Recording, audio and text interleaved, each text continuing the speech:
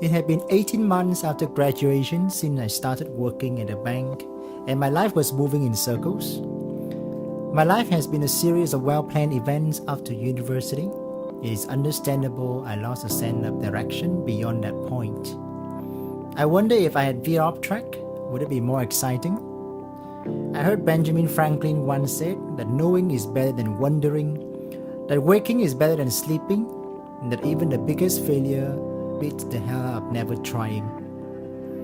Maybe that was why I left Singapore for Vietnam after 5 years at the end of 2009. Someone once described me as a good Christian girl always searching for adventures. I guess it's kinda true. My search for adventures has brought me to work at a theme park in the US, skydiving in Poland, backpacking Europe alone several times, and turning in India. I guess that search for adventure brought me to Vietnam, where I called home for 3 years, and little did I know how that simple decision I made would have changed my life forever. I really enjoy learning about new cultures, meeting new people, as experiences like these remind us not to be so inward-looking, and the world we live in is really a lot bigger than the circles we live in. And so, I made friends.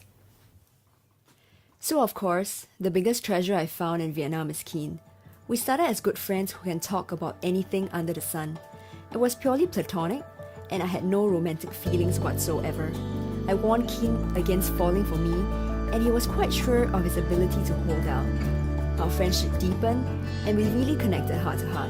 But I was sure we would remain as platonic friends because he was just not my type. I like petite girl because I'm not tall, witty because I'm not dumb, pleasant to the eyes because I'm a guy, and kind-hearted girl. The more we talk at those initial months of the friendship, the more I realize this girl is special. Who has all of the above? I remember one of those long conversations Emily and I had when we were friends. She said something to the extent of to love is to be vulnerable. That intrigued me. If you are not ready for the possibility that your heart could be broken, you will not be able to experience true love. She didn't tell me the secret, yet I knew I wanted that kind of love. So I started pursuing her. As expected, Keane fell for me. Duh. I really did try to like him, as all our friends were telling me how good a boyfriend and husband material he would be. And I know that they are absolutely right. But you know what they all say? Good boys finish last, and girls only like bad boys. Honestly, what I didn't expect was the triple rejections. I thought I'd given up after one.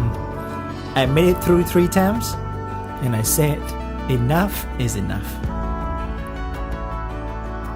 Throughout this whole process though, there was this voice inside of me who kept prodding me about giving Keane a chance. But I really didn't feel anything.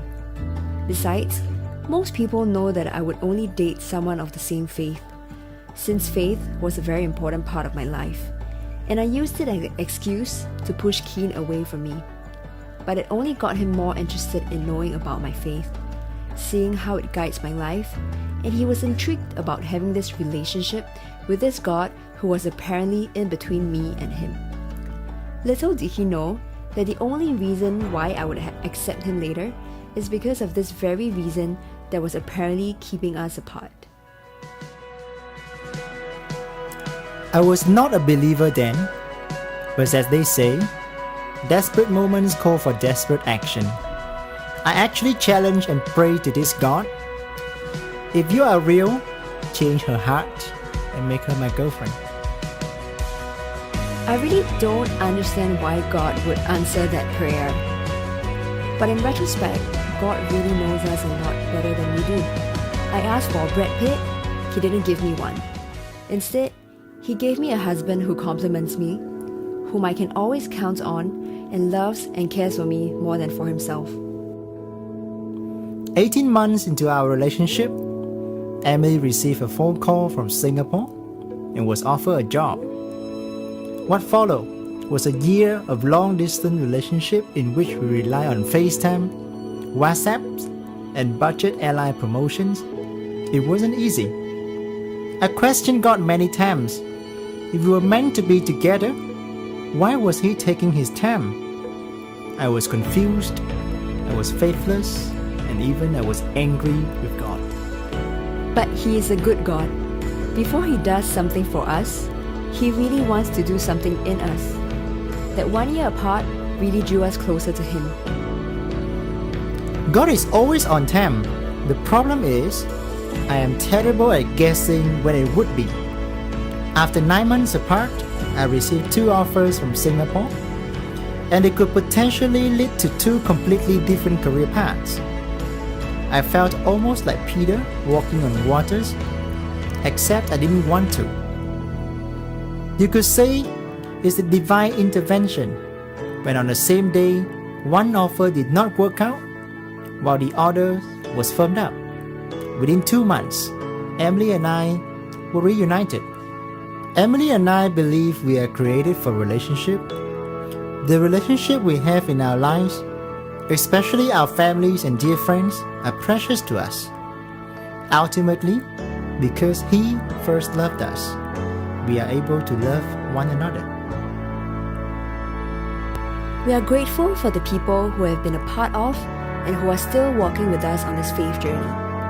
Thank you, friends in Vietnam, who have accepted me and helped me integrate into life in Ho Chi Minh City.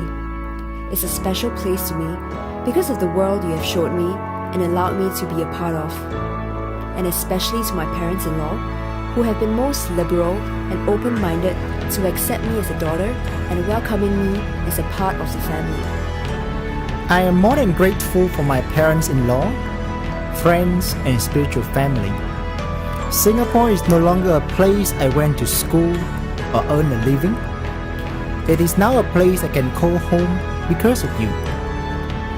The next chapter will be challenging and rewarding for us, but we couldn't have asked for a better beginning. Above all, we thank God.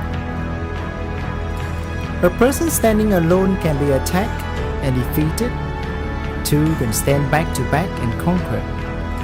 3 are even better, for a triple-braided cord is not easily broken.